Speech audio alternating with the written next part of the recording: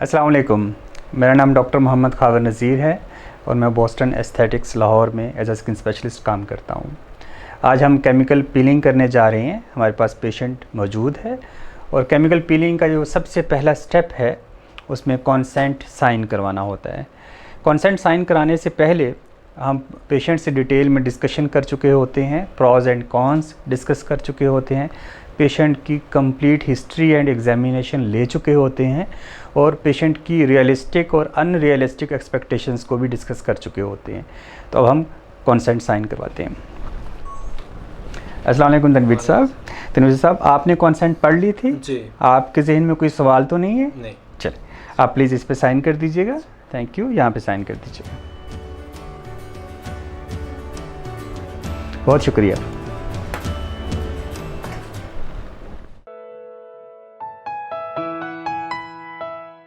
Consent sign कराने के बाद हम पेशेंट की तस्वीरें लेते हैं। इसे फ़ोटोग्राफिक डॉक्यूमेंटेशन कहते हैं, यानी प्रोसीजर से पहले हम तस्वीरें लेते हैं और फिर प्रोसीजर्स कंप्लीट होने के बाद प्रोसीजर्स को असेस करने के लिए पोस्ट ऑप तस्वीरें भी ली जाती हैं। तो आज हम प्रोसीजर से पहले इनकी तस्वीरें लेंगे और मुख्तलिफ एंगल से लेते हैं, वो मैं डिटेल में प्रेजेंटेशन में डिस्कस करूँगा। तो पहले हम तस्वीरें लेते हैं तनवीर साहब की। अपने सामने देखना है तनवीर साहब, आइज़ क्लोज रखिएगा प्लीज। Thank you. आप ऐसे ही बैठे रहिएगा, आंखें क्लोज रखिएगा।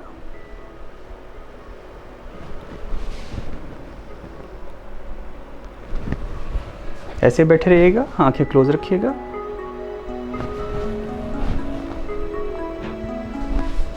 Thank you.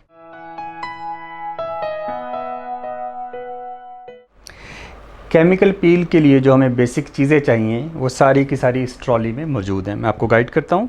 हमारे पास अल्कोहल स्वाब हैं जो कि क्लींजिंग के लिए हैं, एज अ डिसइंफेक्शन भी यूज़ करते हैं। एसीटोन है जो कि एज अ डीग्रीजिंग एजेंट हम यूज़ करेंगे। हमारे पास वैसलीन डिप कॉटन बड्स हैं जो कि हम कुछ एरियाज़ जो सेंसिटिव एरियाज़ हैं स्किन के, जैसे इनर कैंथस है, नेज़ोलेबियल फोल्ड्स हैं, वर्मिलियन बॉर्डर ऑफ लिप्स है, उनको हम प्रोटेक्ट करेंगे इनसे। हमारे पास फिर पीलिंग सॉल्यूशन है और हमारे पास ये पंखा है जो पेशेंट को एयर देने के लिए, थोड़ा सा कंफर्ट देने के लिए, बर्निंग सेंसेशन को बेहतर करने के लिए हम पेशेंट को यूज़ कराते हैं। हमारे पास कमरे में एसी भी मौजूद है तो जनरली इसकी ज़रूरत नहीं होती, लेकिन ये एडिशनली हम रखते हैं। इसके अलावा हमने जो गॉज पीस है उसको काट के रखा हुआ है, ये एज अ एप्लीकेटर हम यूज़ करेंगे। जनरली लोग जो हैं वो कॉटन बड भी यूज़ करते हैं, छोटे से ब्रश भी यूज़ करते हैं। हर एक की अपनी कंफर्ट होती है। मेरा कंफर्ट गॉज पीस में है, इसमें ज़्यादा अच्छी एप्लीकेशन होती है और लाइन ऑफ डिमार्केशन का इशू कम आता है, तो मैं पर्सनली इसको प्रेफर करता हूँ पीलिंग के में। इसके अलावा मैं जो पीलिंग एजेंट है वो यूज़ करता हूँ किसी ग्लास कप में डालने की बजाय। मैं ये समझता हूँ कि ये बेहतर एक आइडिया है, मेरा अपना तरीका है। मैं सिरिंजेस में जो मुझे पीलिंग एजेंट चाहिए होता है जितनी अमाउंट में वो ले लेता हूँ, तकरीबन 2 cc या 3 cc, और फिर मैं सिरिंज के ज़रिए उसको शिफ्ट करता हूँ गॉज पीस में एज एप्लीकेटर जो मैं यूज़ कर रहा हूँ, और फिर मैं उसको पेशेंट पे अप्लाई करता हूँ। तो इससे जो इवेपोरेशन का इशू है वो भी नहीं होता और मुझे अमाउंट का भी पता होता है कि कितनी अमाउंट में मैं पीलिंग एजेंट यूज़ कर रहा हूँ, कितने एरिया में कितना मैं यूज़ कर रहा हूँ। इसके अलावा मेरे पास नॉर्मल सलाइन है, इन केस अगर आँख में खुदा ना खास्ता स्पिल होता है या कहीं भी, तो मैं फ़ौरन इसको यूज़ करता हूँ। इसके अलावा चेहरे को बाद में वॉश करने के हवाले से, पीलिंग को क्लियर करने के हवाले से भी गॉज को इसके साथ डिप करके मैं क्लीन करता हूँ। नॉन सोप क्लींजर है हमारे पास जो पेशेंट पीलिंग के बाद और पीलिंग से पहले अपने फेस को इसे वॉश करते हैं। तो ये बेसिकली जनरली ट्रॉली का इंट्रोडक्शन है जो हम केमिकल पील में यूज़ करते हैं।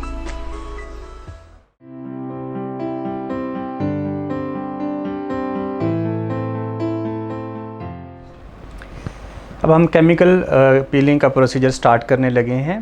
पेशेंट्स से हमने उसका फ़ेस वॉश करवा लिया है, फेस ड्राई करवा लिया है।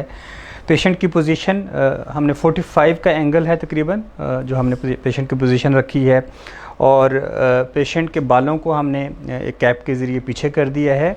और इसके अलावा जो सबसे इम्पॉर्टेंट है, जब हम पील करते हैं तो एक सीक्वेंस में जाएं तो ज़्यादा बेहतर होता है कि कोई एरिया मिस ना हो और हम आसानी से सारे एरियाज़ को कवर कर लें। तो मैंने आपकी आसानी के लिए नंबरिंग कर दी है। I will start from forehead, इस जगह से मैं स्टार्ट करूँगा। फोरहेड से नंबर 1 मैं इधर आऊँगा, नंबर 2 पे फोरहेड को कवर करते हुए मैं चीक पे आऊँगा, नंबर 3 पे, फिर चीक से मैं सारा एरिया कवर करके मैं नोज़ पे आऊँगा, नंबर 4 पे, फिर मैं नंबर 5 लेफ़्ट चीक पे आऊँगा, इस एरिया को कवर करते हुए फिर मैं चिन पे आऊँगा।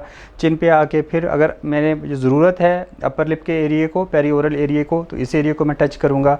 उसके बाद अगर ज़रूरत है बाज़ औक़ात पेशेंट्स में हमें जो आइज़ के अराउंड वाला एरिया उसको करने की ज़रूरत होती है, और इस एरिया को हम सबसे आखिर में रखते हैं, कीपिंग इन माइंड कि स्किन पतली होती है, सेंसिटिव होती है और हमें कम ड्यूरेशन के लिए पील यहाँ पे चाहिए होती है। तो 8 और 9 नंबर ये हैं मेरे, जो कि lower eyelid and upper eyelid के एरियाज़ हैं।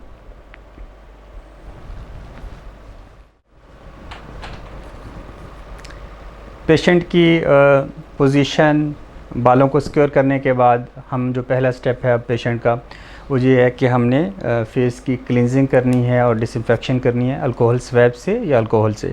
तो हम स्टार्ट करते हैं। सेम उसी तरीके से मैं जाऊंगा ताकि कोई एरिया मिस ना हो।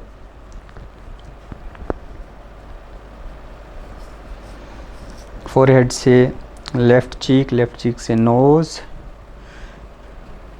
नोज़ से राइट चीक, देन चिन का एरिया, अपर लिप का एरिया, लिप्स क्लोज कीजिएगा ऐसे, thank you, and then in the end lower and upper eyelid का एरिया।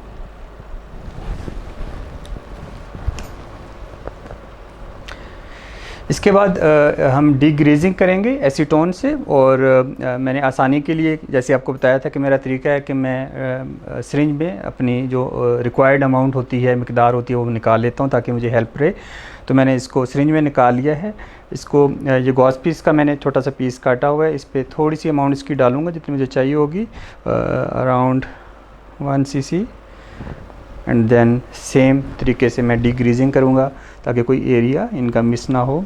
फोरहेड स्टार्ट किया, देन चीक, राइट चीक, नोज़, लेफ़्ट चीक, चिन का एरिया, लिप्स अंदर कीजिएगा please, thank you, upper lip area,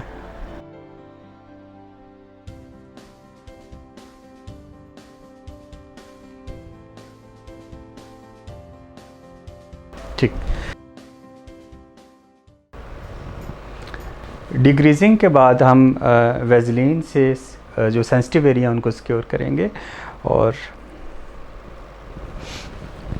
इसमें जो है आइज़ क्लोज रखिएगा। ये इनर कैंथस का एरिया, आउटर कैंथस का area, nasolabial fold,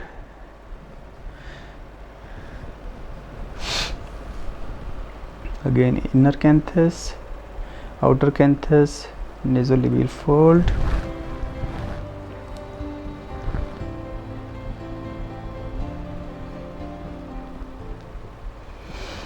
even vermilion borders,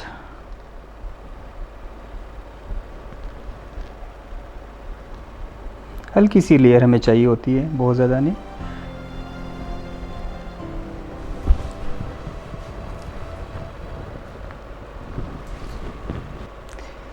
जी जनाब, अब हम जो फाइनल स्टेप है हमारा केमिकल पीलिंग का, उसकी तरफ आते हैं। आज हम सैलिसिलिक एसिड 30% यूज़ कर रहे हैं अपने पेशेंट पे। तो multiple options, multiple patient, different options, हम स्पेसिफिकली हर पेशेंट के हवाले से वेरिएबली चीज़ें यूज़ करते हैं, लेकिन आज डेमोंस्ट्रेशन के लिए मैं ये कर रहा हूँ। वही मैंने आपको बताया कि मैं अपनी आसानी के लिए जो पील है उसकी अमाउंट सिरिंज में निकाल लेता हूँ ताकि इवेपोरेशन भी ना हो और बहुत ज़्यादा, और मेरे लिए आसानी रहती है कंट्रोल्ड अमाउंट में जितनी मैंने निकालनी है। और मैं गॉज पीस उसी तरह यूज़ करूँगा। मैं गॉज पीस को छोटा सा ऐसे फोल्ड करके अपनी रिक्वायर्ड अमाउंट इस पर डालूँगा।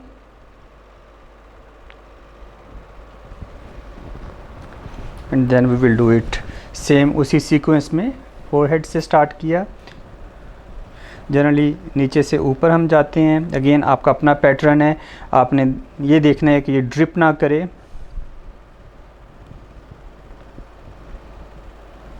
आइज़ में ना जाए और यूनिफॉर्मली सारे एरियाज़ आपके कवर हो जाएं। हल्की सी बर्निंग सेंसेशन इसमें रहती है पेशेंट को।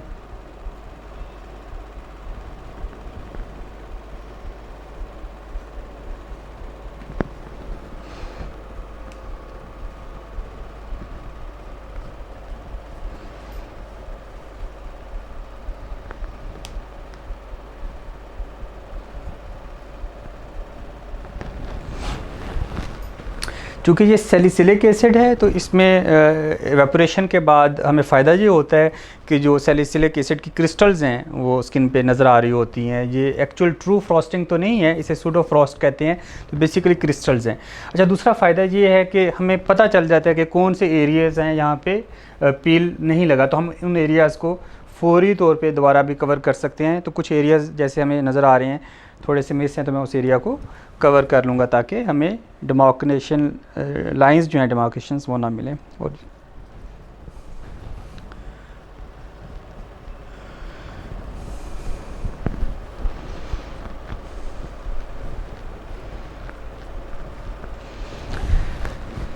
पेशेंट को हम ये पंखा दे देते हैं। तनवीर साहब, ये आप पंखा पकड़ लीजिएगा और इसका बटन दबा के जहाँ जहाँ आपको वो है बर्निंग सेंसेशन है वहाँ हवा देते रहें। तो हमारे पास एसी भी लगा हुआ है, इसकी ज़रूरत नहीं है, लेकिन पेशेंट के लिए कन्वीनियंट है कि वो जिस फेस पे उसे बर्निंग या स्टिंगिंग हो रही है, जलन का एहसास हो रहा है, तो वहाँ पे हवा दे सकता है, उसे कंफर्ट महसूस होगा। जनरली 1-2 मिनट या 3 मिनट तक रहती है और उसके बाद ये जलन ऑटोमेटिकली ख़त्म हो जाती है, बेरेबल होती है और पेशेंट को बहुत ज़्यादा प्रॉब्लम नहीं होती। और पेशेंट, अब आप कंफर्टेबल हैं, ज़्यादा तकलीफ़ तो नहीं है आपको? ठीक है।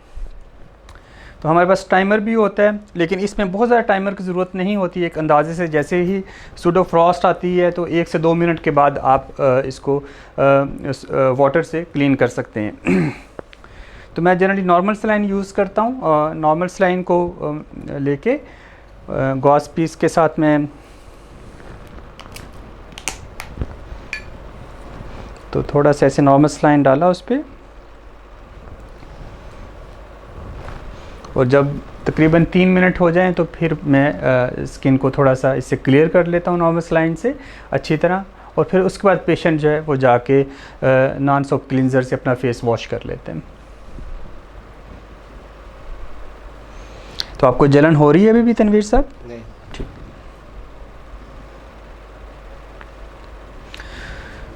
कुछ पील्स हैं जिसमें हम एरिथीमा या रेडनेस देखते हैं, और कुछ पील्स हैं जिसमें हमें न्यूट्रलाइज़ करने की ज़रूरत पड़ती है सोडियम बाइकार्बोनेट से, इसमें ज़रूरत नहीं होती। तो मेरा ख्याल है, मेरे हिसाब से, क्योंकि ये वेरिएबल होता है, ये पीलिंग इनकी हो चुकी है और मैं इसको अब क्लीन कर रहा हूँ। तो आप देखें कि जो इनकी वाइट क्रिस्टल्स हैं वो भी क्लीन हो रही हैं।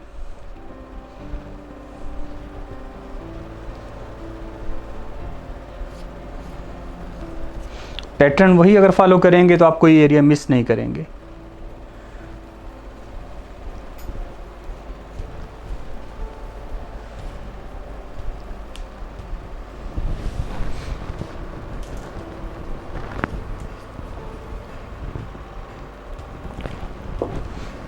एक और coat.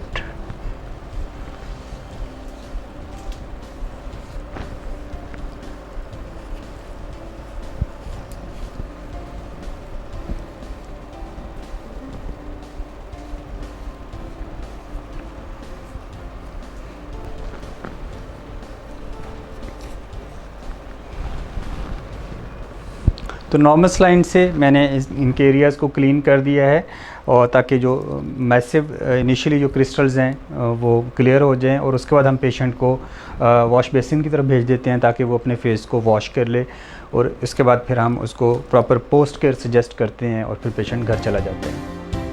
Thank you so much.